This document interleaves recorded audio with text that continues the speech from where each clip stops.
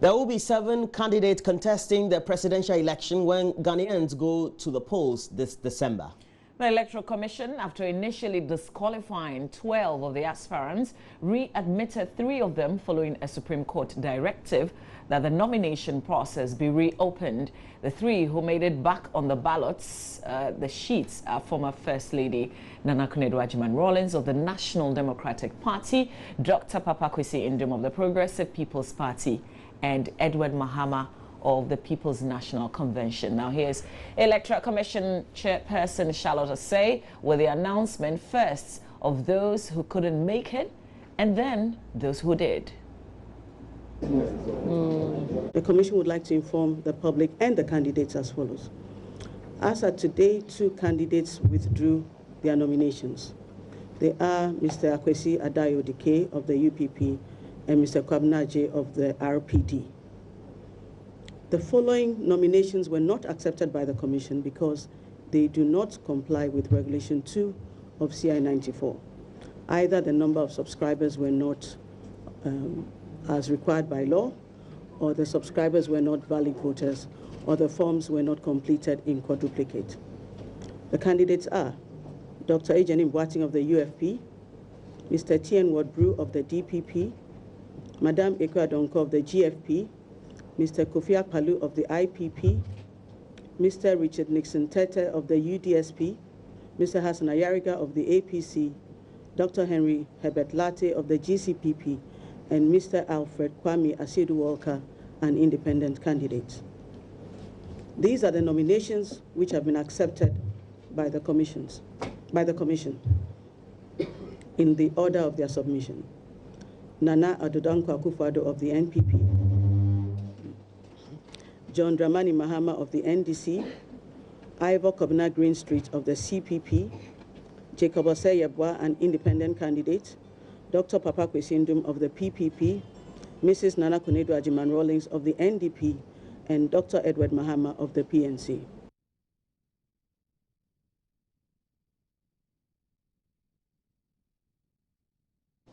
And the Volta regional branch of the opposition New Patriotic Party wants former President Jerry John Rawlings to intervene in what they fear could be a possible compromise of the 2016 elections by illegal voters from Togo.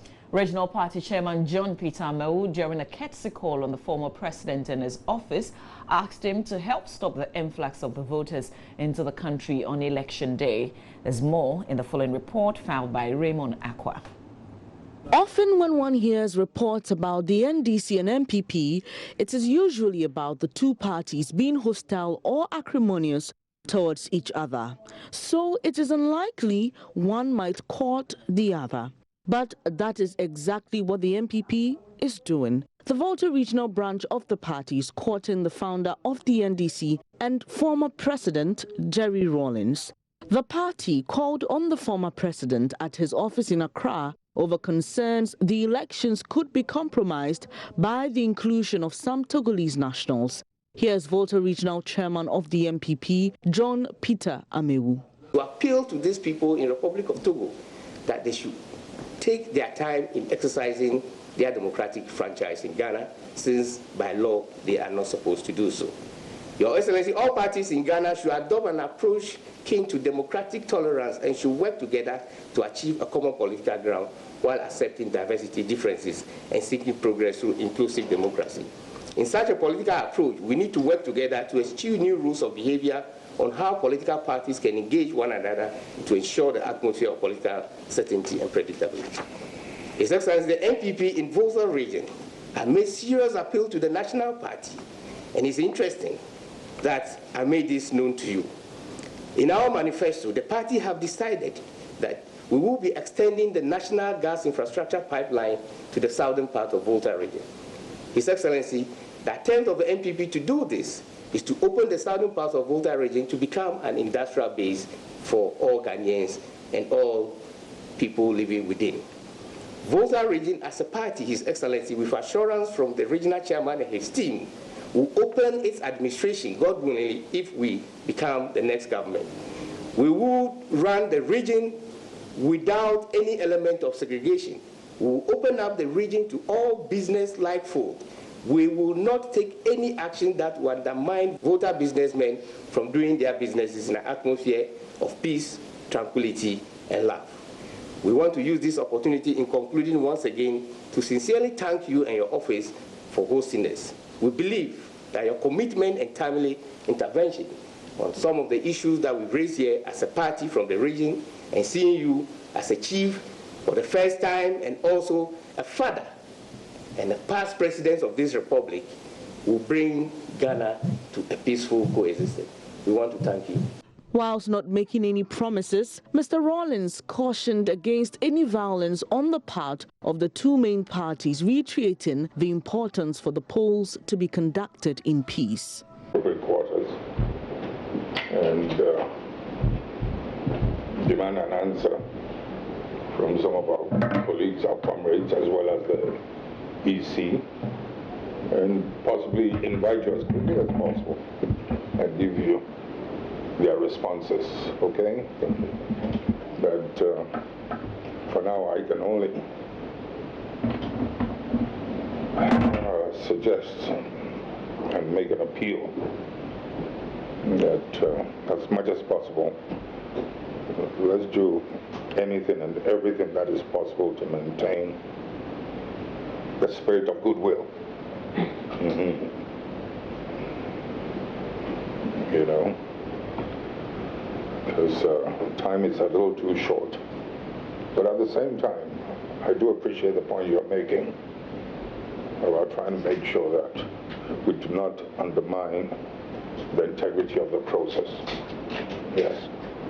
After all, that's the only way we can ensure a peaceful election. When we do not undermine the climate, the justness of what is required of us. But at the same time, as I'm saying this, I would like to remind ourselves that I guess most parties are working towards winning the election. And I'm hoping for the best. I wish all of you the best, as I do for the NDC, the NPP, as well as the others. Former President Jerry John Rawlings. Dozens of women in the Ewutu Senior constituency of the Central Region on Wednesday took to the streets to register their protest against the NPP parliamentary candidate in the area, George Anda, for describing their other women in the area as denigrating, especially those who are single. Well, the protests are in connection with his comments asking the NDC parliamentary candidate, who is also Foreign Affairs Minister Hannah Tete, to name her husband. They have described the comments as offensive and are threatening to embark on a naked demonstration if George Anda does not show remorse and apologize for his comments before the elections. Some of them spoke to Joy News.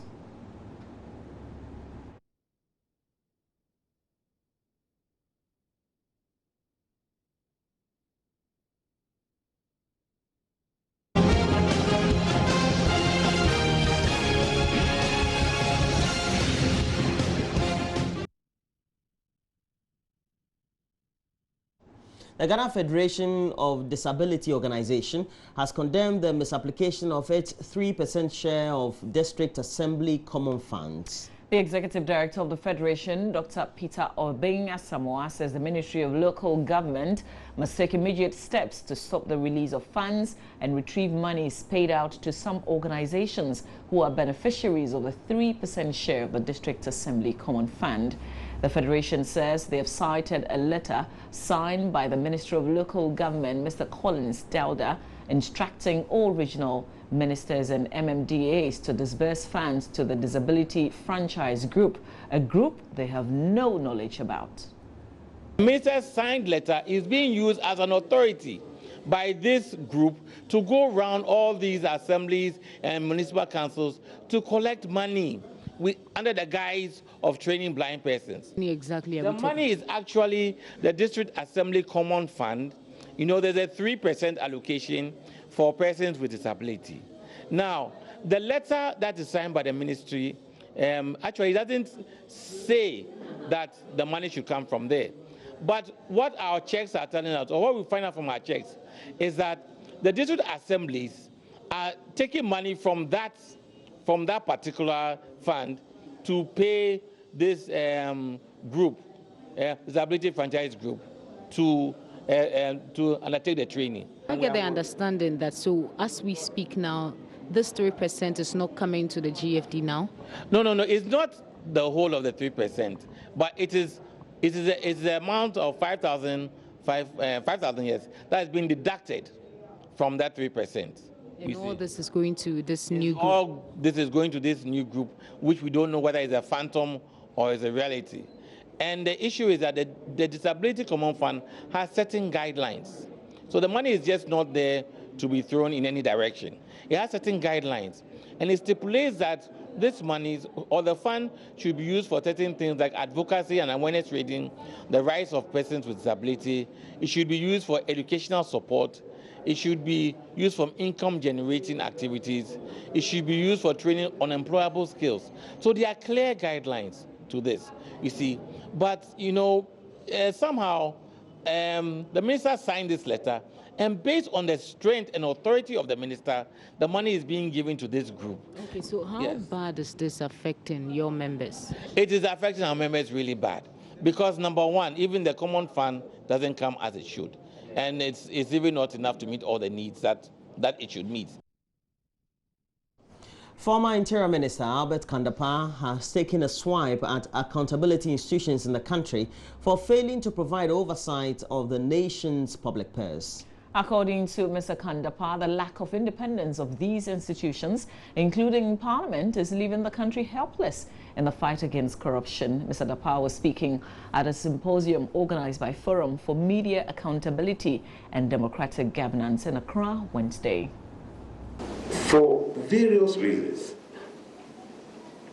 the institutions that have been put in place to hold the government accountable have not been very effective. And to me, therein lies the first major problem. See, to hold somebody accountable, what you need is not the best of academic degrees in auditing or in law or in any discipline. What you really need is independence. The second key accountability institution that the Constitution put in place to sort of safeguard our assets as a nation is Parliament. And again, you wonder to what extent they in Parliament have this independence to hold the President to account. So Parliament has not been, and I don't think anybody would doubt this, Parliament has not been very, very effective in its oversight duties. And in any case, you do get the impression most times that Parliament believes that their major duty is the legislative one, to pass laws, which surprises some of us, because there has not been a single law that has been passed in this country from 1993 that did not come from the presidency. So that role that they see as their major role in itself is questionable, and it's about time that they took the oversight responsibility probably more seriously. And that's it for the news this morning.